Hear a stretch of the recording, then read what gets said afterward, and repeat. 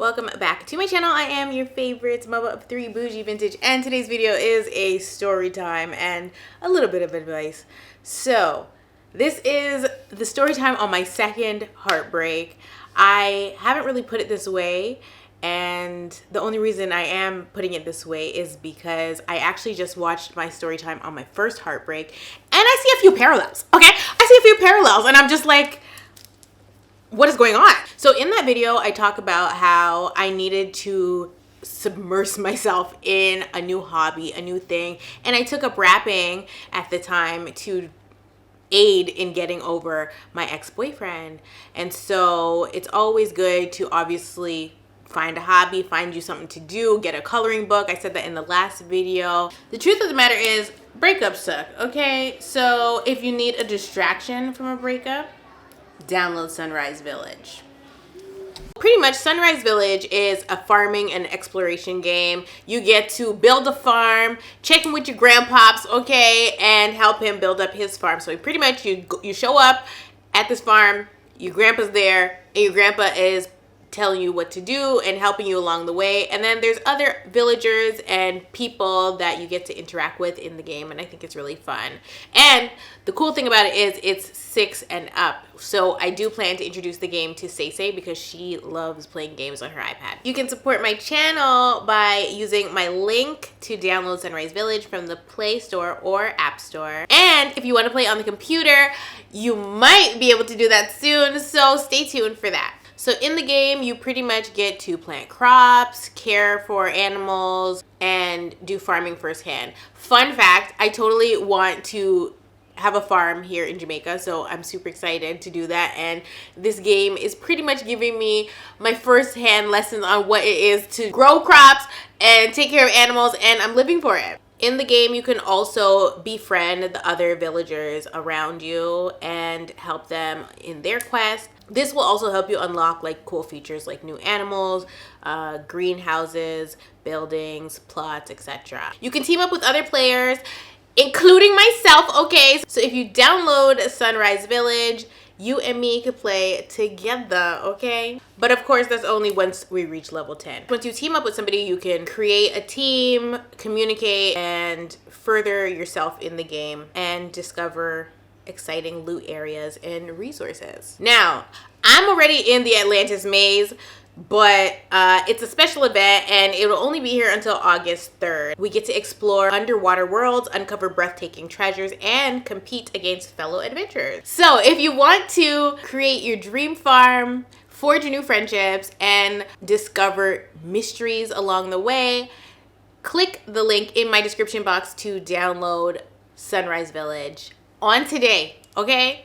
Now that short infomercial is over, let's talk about both of my heartbreaks. So my first heartbreak was with my high school boyfriend, and it was very dramatic, okay? It took me 2 years to get over him because of a number of reasons, but one of the main reasons was because after the breakup, it was very much friends with benefits, which is a no-go, okay? Never, ever, ever, ever, ever, ever do that, okay? If you break up with somebody, or if somebody breaks up with you, do not enter into friends with benefits after the fact, okay? It doesn't even make any sense. Why is that something that I was even doing? Like, why? Okay? And so that was my first breakup. And so that healing journey consisted of plenty of crying, plenty of journaling, plenty of rapping, a hobby, and pretty much distracting myself. And we threw a lot of ganja in the mix, okay? It is what it is. That was the first heartbreak, right? And it took a while, but when I eventually got over that person was when all communication stopped because Bougie, she smashed the homie, and then it was just drama after that, okay? Like my ex-boyfriend was mad at me. He didn't want to talk to me, which was stupid because he had a girlfriend. Like, it was so dumb. But yeah, so he was upset with me and he deleted me off BBM. Like, if you guys watch the story, you know the story, right?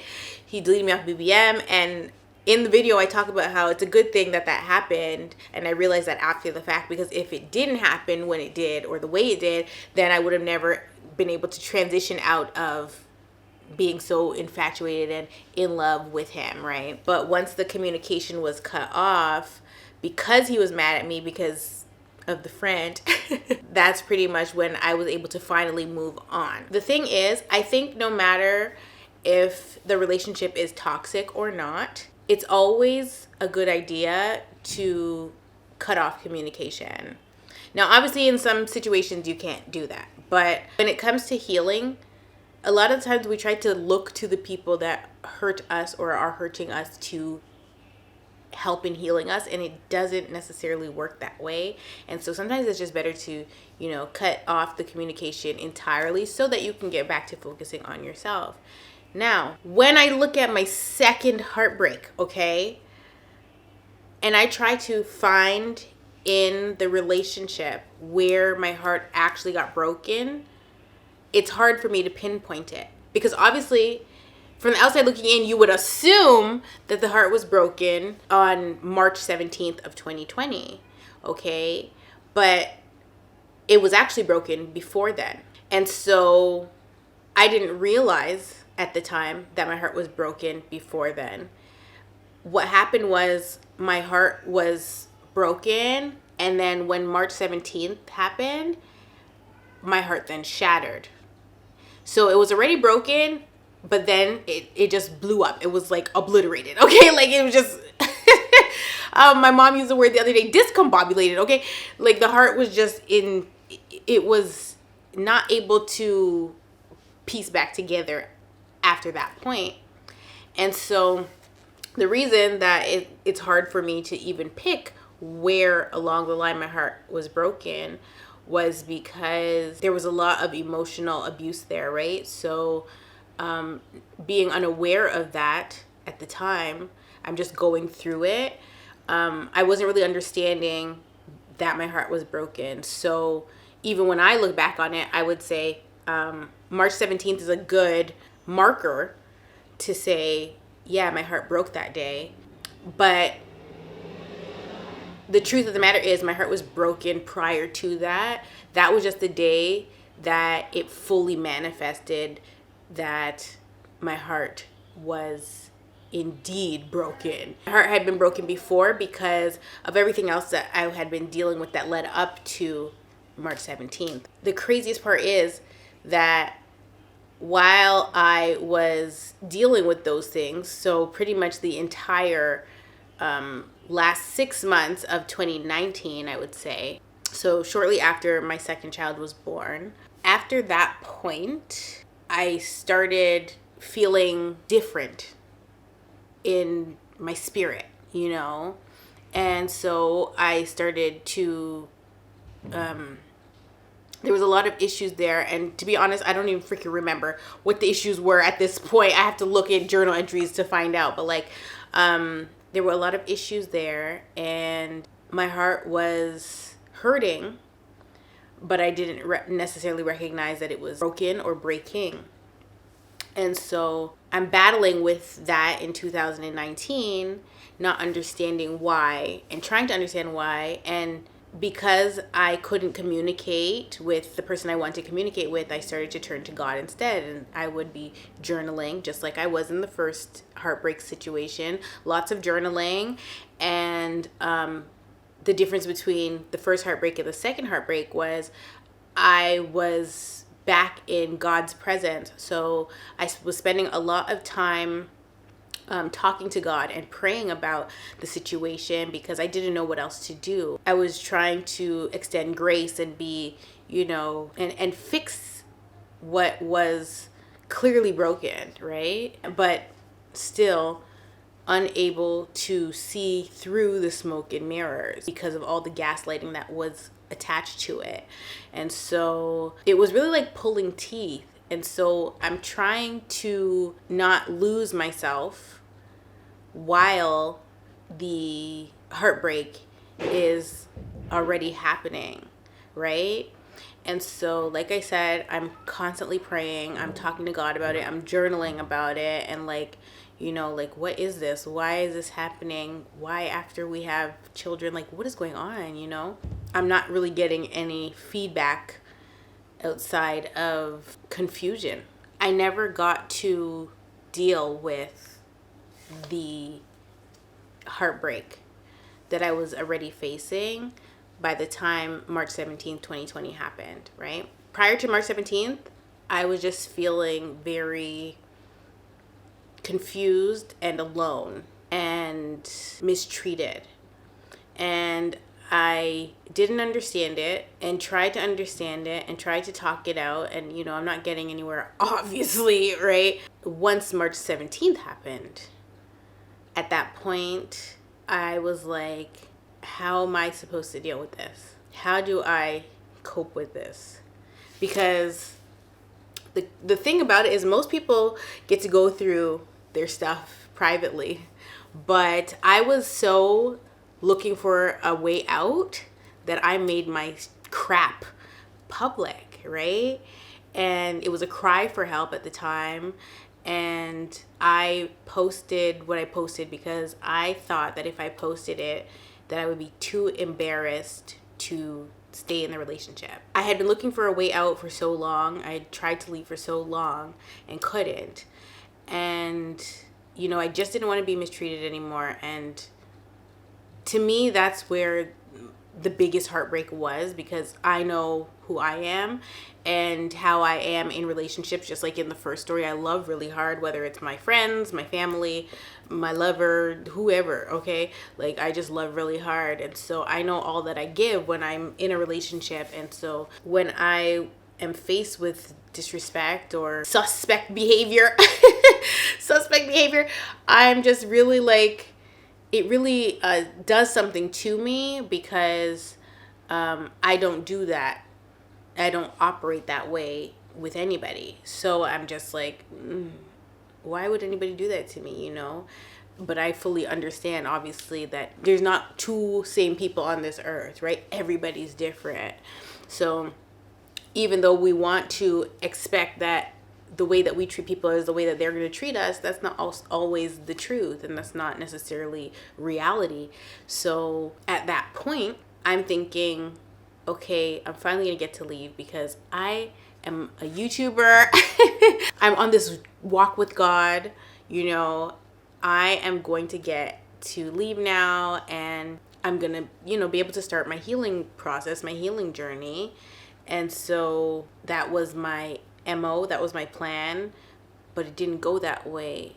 So after being cheated on, I didn't have time to heal. I didn't have time to think. I didn't have time to do much of anything. And 2 months later, I think, we're in the full blown of the pandemic now. By July, so 3 months after that, without any time to, you know, process my emotions or anything, because I'm hoovered, right? So I get hoovered back in the worst way, and don't get any resolve. And then 3 months later, I'm pregnant. And so at that point, I definitely don't have time to process what happened. And instead of getting to heal and process my hurt and my heartbreak, what ended up happening was I just struggled with my now pregnancy, because it's just horrible, like horrible timing. Horrible timing. And I'm like thrice embarrassed now. Like, I'm just like embarrassed to the 100th power. Like, I'm just so embarrassed, and I know that this is just unacceptable. Unacceptable! Like, this is crazy. And I start my delusion phase, because realistically, it actually felt like the first breakup all over again. When I just watched that video and I heard myself speaking, I really wish that when the second heartbreak happened, I had enough time to go and watch the first heartbreak, because maybe I would have been able to pick the similarities. In part of the video, I'm so wise. I'm like, believe that ass and leave that ass. When somebody shows you who they are the first time, believe that ass and leave that ass.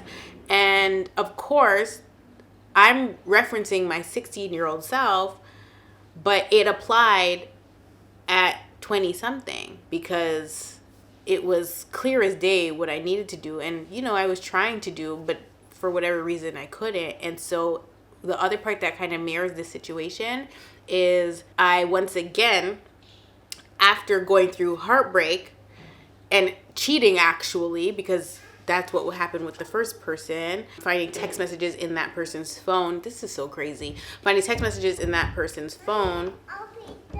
After finding text messages in that person's phone and we break up, and again, even with the first boyfriend, I'm there like giving an ultimatum, and I'm like, we're not gonna do this back and forth rah business.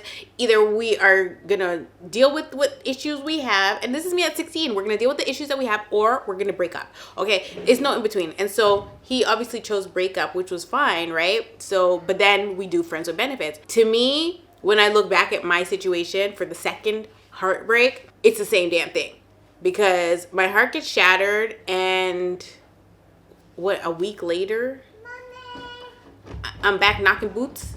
What? Like, what?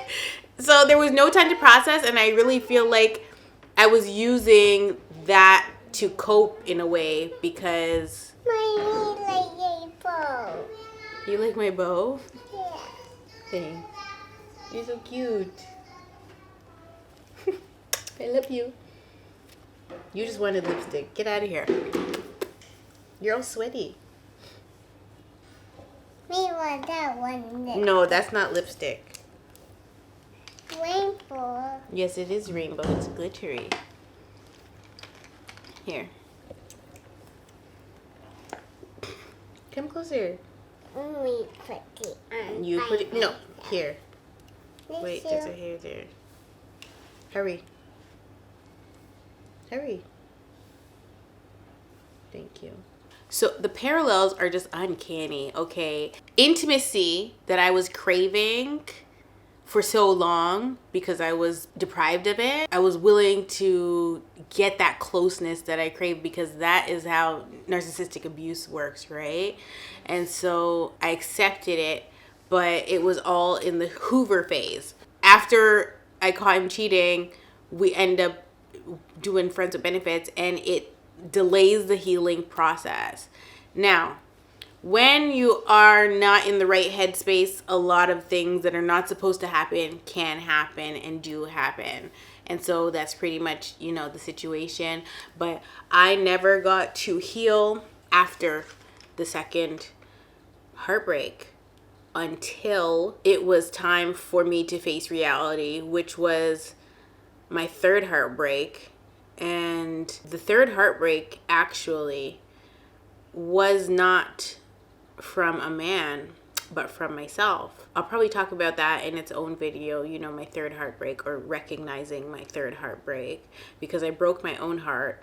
But that was the hardest pill to swallow. But for my second heartbreak, I didn't get to process it nor heal it until 2022. So it took me, again, 2 years to get over and process that heartbreak. And I followed some of it. I followed some of the same things I did the first time. So I believe that these things work, which was journaling. However, a lot of my journaling was coping. That's the difference between my first breakup and my second breakup, or my second heartbreak and my first heartbreak. Because when I was journaling with my first heartbreak, that was a part of my healing. When I was journaling in my second heartbreak, that was a part of my coping. I wasn't able to communicate. I could not communicate because of stonewalling, because of gaslighting and stuff. And so I would just put it in a journal. I would pretty much bring it to God, to talk to God about, because I couldn't talk to my ex, right? So my second heartbreak ended up just being journals and journals filled with me coping through the abuse, only to be able to look at it later to realize I wasn't every crazy that he called me, and this really did happen the way that I was feeling it happening at the time.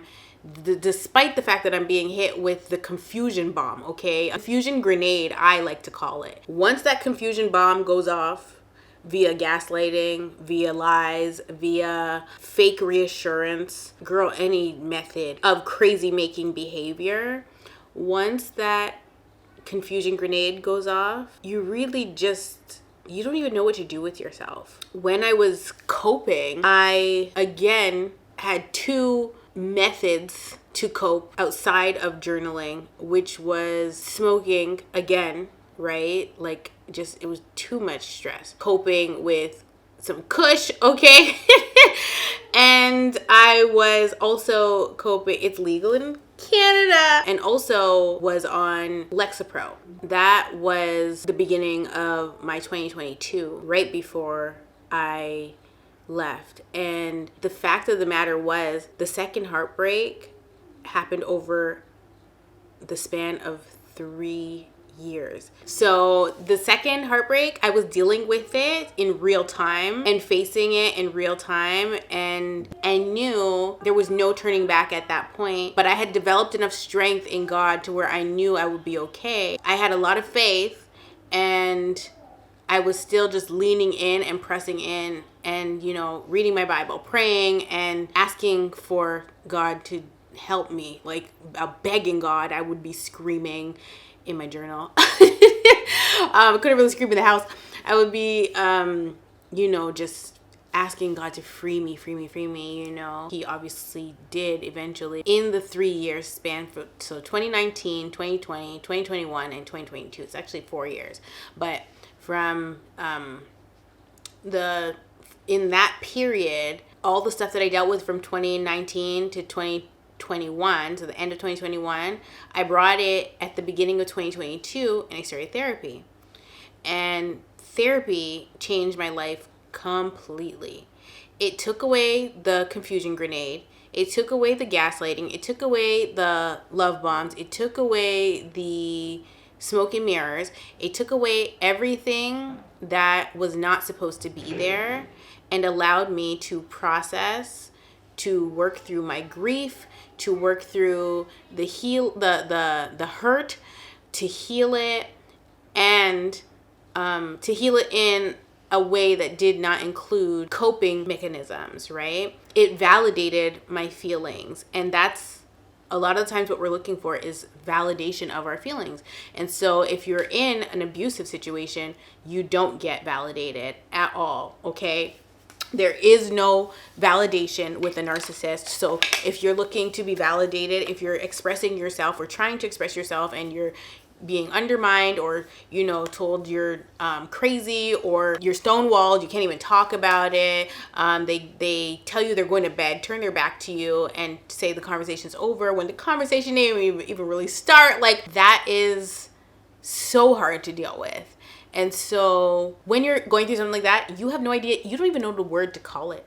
You don't know what it is. For 4 years, right, I was dealing with it in such a crazy way, because at that point in 2019, the mask had slipped, but I didn't know that, right? I didn't realize it just yet. I didn't know what I was dealing with. And so once I get to therapy and I explain to my therapist, and she was a psychotherapist, I tell her everything that's going on, and she's helping me navigate this thing, and, you know, giving me the tools and the resources to walk out of it. At that point was the only point that I got to process what happened to me in 2020, what happened to me before 2020, what happened to me in 2014 up until 2022. It wasn't until I started therapy that I was able to look back and see the sham, the sham that my relationship was.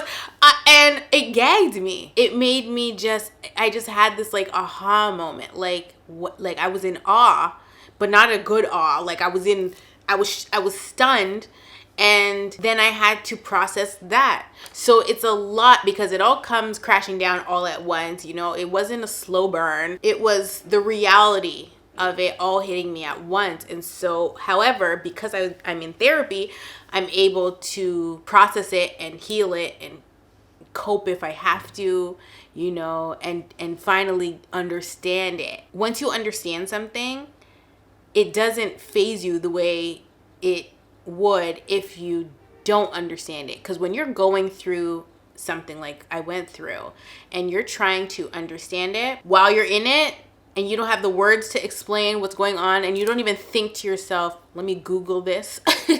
Let me Google these personalities traits. Is something wrong with me? Is something wrong with them? You just don't know. And it's a hard place to be in. So when you don't understand it and you're dealing with it and you're just confused, once you get to that place where somebody can make it make sense for you, which I think a lot of people use my content to make sense of their own things, which is completely understandable. Even though I'm not a therapist, I'm not a psychologist, nothing of that sort, but I am somebody that has walked through this thing and understands it because I walked through it, right? I don't know everything about it, but I know how it feels, and if nobody has validated you today, I'm here to validate you. Once I ended up in therapy, I was able to process 10 years of my life in like 3 months, and everything made sense. And at that point, when everything made sense and I was no longer confused, that is when the heartbreak turned into healing. All you need is wisdom. All you need is some understanding. What kept me together prior to therapy was my relationship with God. So once my relationship with God led me to therapy, that is when I began to actually do the work to heal. Had I not had my relationship with God, because let me tell you, that relationship with God was the glue, okay? That was the glue, okay? I was losing it. You see me, I'm bald. I'm changing my hair color. I'm going through life. A lot is happening, behind the scenes. I'm dealing with my sister. I'm dealing with all kinds, right? And even that I got to deal with and heal that in therapy. And that's why a lot of the stuff that has hit me over the years hasn't taken me out, because my testimony, my strength, the core of who I am is rooted in my faith. If I didn't have that, I probably wouldn't be here. I have faced so much adversity. I have faced so much grief outside of losing somebody, right? Actual grief in my own life. And people don't really recognize that we grieve different things all the time. The only time when somebody dies is not the only time we deal with grief. And so when you go to therapy and you learn that, you get a whole new perspective on life. When it came to my second heartbreak, since I was dealing with it as a big girl, and not only a big girl, but a mom, I had to show up every day for my kids. I'm dealing with mistreatment. I'm dealing with all kinds of BS, and I still have to put on a brave face every day. I still have to get out of bed every day, and I don't want to get out of bed. I'm depressed.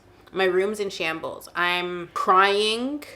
I'm a mess. And of course, after the actual breakup then, right? After I finally leave for good and have no intention on looking back, I still had to face my new reality, which was a whole other ball game and a whole new set of emotions, and it was just a lot. And so then I had to deal with that in therapy, because there's so many phases to this thing.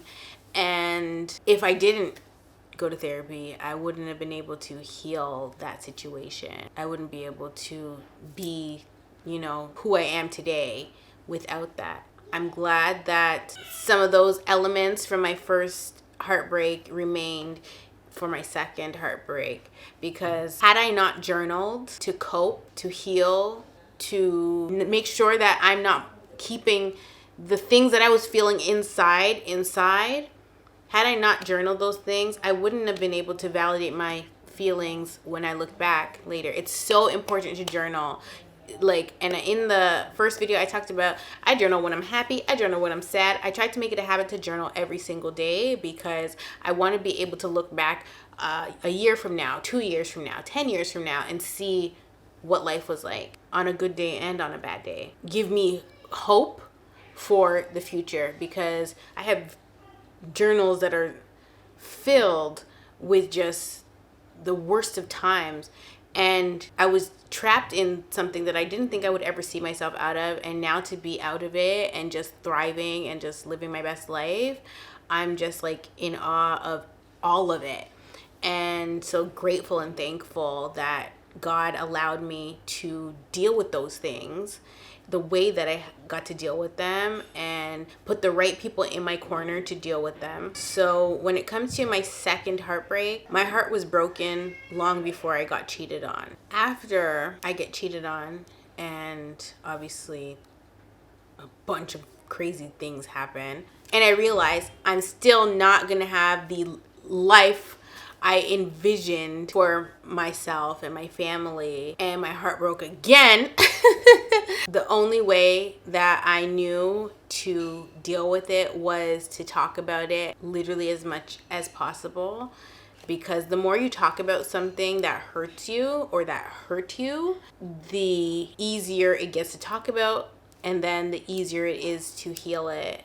And talking about it is a form of healing it, because when we don't talk about stuff, that's when stuff eats us alive. Like my story time about the dealer, that thing ate me alive for years. From almost 10 years, it ate me alive for it. From 2014 till, until I told the story, it ate me alive, and it was consuming me and looming, and just like, it was too much to deal with, to cope with. A lot of the times it would be the thing that would trigger me wanting to unalive, because I felt like, well, if I ain't gonna let somebody else do it, I gotta do it. You know what I mean? I just, it had so much power over me based on that. The only way that I was ever gonna get to my next level, my next phase in life, was through therapy. If you're dealing with heartbreak, even if it's young love, if it's adult love, whatever it is, I 110,000% say talk about it. Go to therapy. And if you can't afford therapy, talk to somebody and, listen to their wisdom about your situation. Allow somebody in. Talk to somebody. Talk to God. Talk to your mama, talk to your best friend, your cousin, whoever you love. Go to them and talk to them and let them, offer you advice. And of course, like me, journal it out. My second heartbreak was definitely harder than my first. It took twice as long because the situation and circumstances were different. This wasn't no high school situation. I didn't have kids with my ex-boyfriend, right? I had children. I was married. I had dreams and aspirations that included my entire family, right? And so I just was struggling to let that go. Like, my dreams and my aspirations included my ex-husband. So I didn't want to see him off, you know what I mean? And I didn't believe that I was in an abusive relationship. So the second heartbreak was definitely harder than the first. It took way longer. The circumstances were different, but don't touch that. But I realized that some of the same patterns that were in the first relationship and breakup were in the second one, and it's important to identify things like that. And so that's why you don't see me dating, because I don't have time for the bull, okay? I got too much damn love, and I am too good of a damn woman to just be with any and everybody, okay? So like, I just take my time in between, stuff. And I believe that a lot of our healing takes place when we are alone. So if you jump from relationship to relationship, you never get time to heal and fully, okay? And so some people will be like, okay, well, you might need 4 years. I only need 4 days. Baby, you is a damn lie, okay? Depending on what you went through, it takes a lot of time and patience with ourselves and loving on ourselves to really heal from something. As much as I feel healed, I also love my peace, right? And I want to protect my peace at all costs. It's not even a question, okay? And one thing a man is not going to do is bring me peace. The only peace that I get is from Jesus Christ, okay? So like, men are out of the question right now. They really just are. Because being single is just it really is. So yeah. And the last thing I want to add is that nothing that happens in life is coincidental. It's not by accident. it's not luck, you know, it's not chance. Nothing is coincidental. To me, it's all predestined. And I think that my situation could have been avoided, for sure. But it's a big part of my journey into who I am and what I'm called to earth to do. And I believe that with my whole entire heart. So I think that also helped me to heal as well, because just recognizing that and knowing that if those things didn't happen to me, that I would not be so strong. I would not be aware. I wouldn't be able to discern the way that I can and the way that I do. And my relationship with God would not be so solid if I hadn't been forced to trusting him.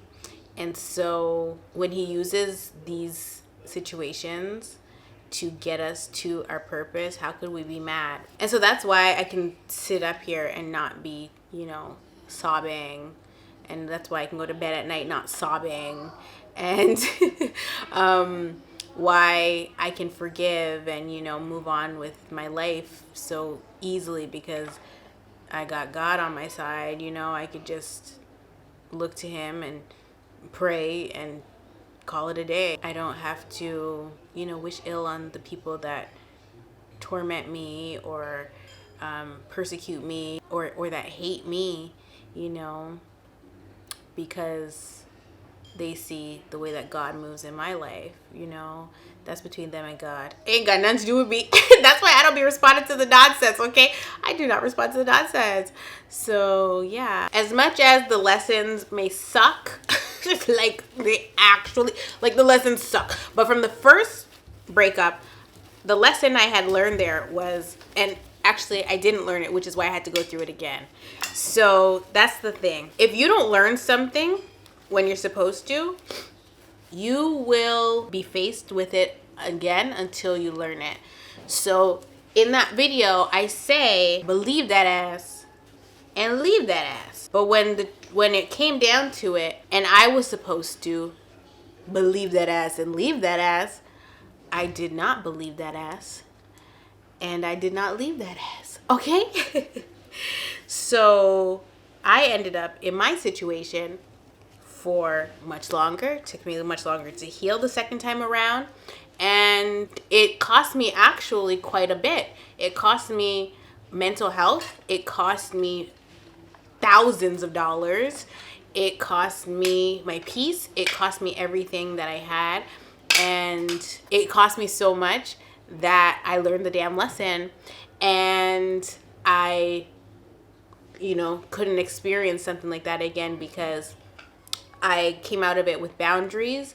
I came out of it with wisdom. I came out of it with strength. I came out of it with everything that I was supposed to come out of it with.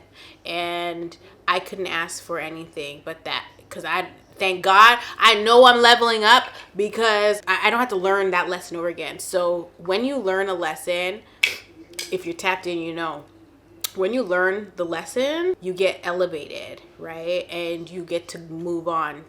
Okay, it's just like if you're playing Super Mario. Once you beat the level, you go to the next level. And so I beat Bowser, okay? And it's time for a new game. So that's pretty much it. And I love you all so much. And I will definitely see you in the next one.